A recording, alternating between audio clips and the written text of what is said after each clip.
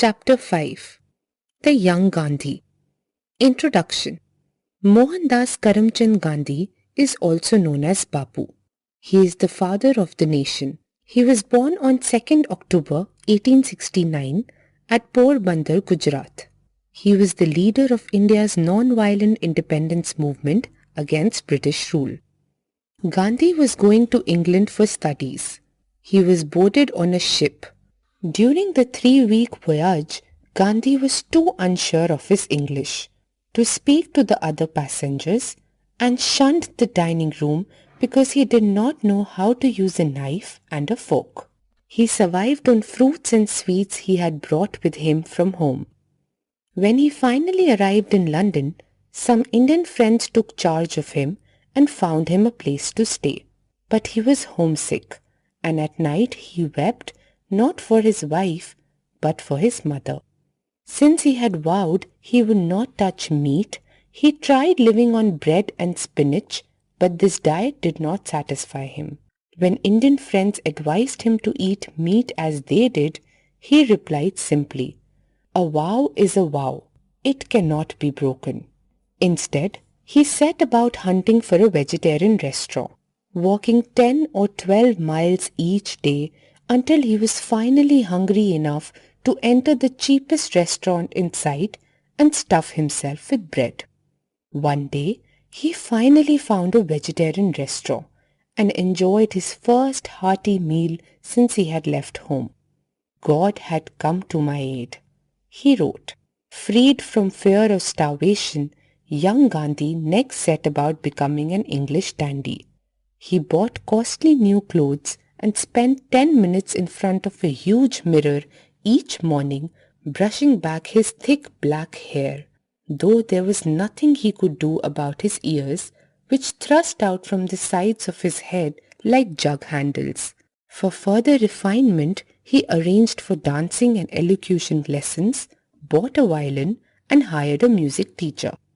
After about 3 months of this, Gandhi decided that if my character made a gentleman of me, so much the better. Otherwise, I should forego the ambition. He cancelled his lessons, sold the violin, and got down to the serious business of studying law. Gandhi was an earnest student, taking on more work than was required, and the more he studied, the more austere he became. He trimmed his expenses by walking 10 miles to school each day to save car fare, moving into a cheaper room, and preparing his own breakfasts of oatmeal and cocoa and dinners of bread and cocoa. He continued to eat lunch in vegetarian restaurants. All of his life, experiments with food were to be part of Gandhi's experiments with truth.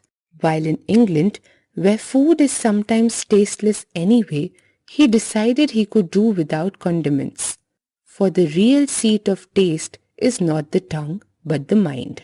He was an aggressive vegetarian and was elected to the executive committee of the local vegetarian society which he founded. But he was so shy that he froze when he attempted to speak at meetings and others had to read his speeches for him. During Gandhi's second year in England, 2 English brothers asked him to study the Bhagavad Gita, a part of the sacred Hindu scriptures, with them.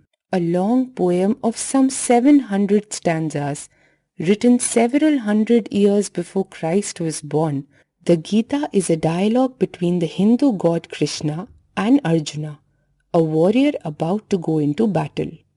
Gandhi had never before studied the Gita, either in English or in its original Sanskrit or in Gujarati, his own dialect. It glorifies action, renunciation, and worldly detachment, and its message seared Gandhi's soul. He later called the Gita his dictionary of conduct and turned to it for a ready solution of all my troubles and trials.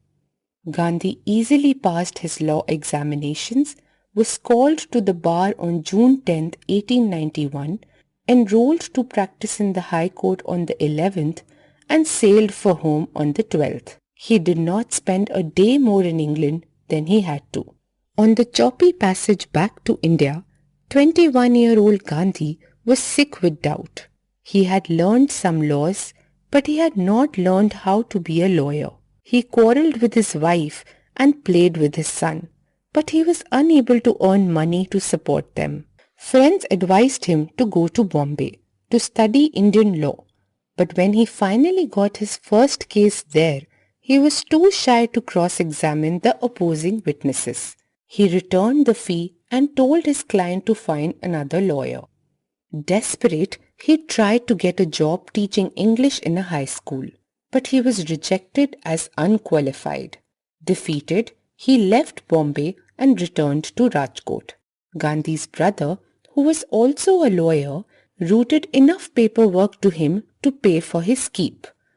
But Gandhi hated the petty tasks, the local political intrigues, and the arrogance of the ruling British.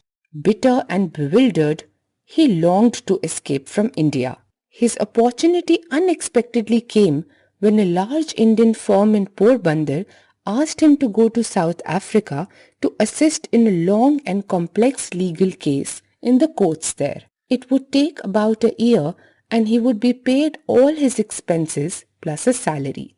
Gandhi accepted with joy. A second son had been born to Kasturbai since Gandhi's return from England almost 2 years earlier. Gandhi bade his growing family farewell, and in April 1893, not yet 24 years old, he set sail to try his luck in South Africa. He found more than luck. He found himself, his philosophy,